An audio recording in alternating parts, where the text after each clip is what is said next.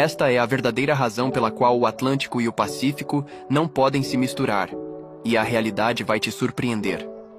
Esses dois gigantes azuis são divididos por uma linha invisível, mas real. Isso acontece por causa de um fenômeno chamado picnoclina oceânica.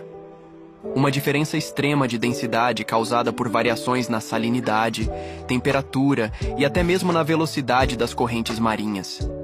Na prática, é como se fossem dois mundos líquidos completamente distintos.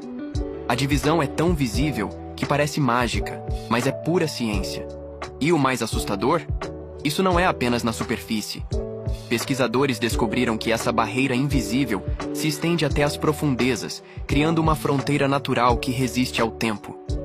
Mesmo com estudos e tentativas de misturar as águas, o resultado é sempre o mesmo. Elas se repelem, como se uma força invisível mantivesse os dois mundos separados.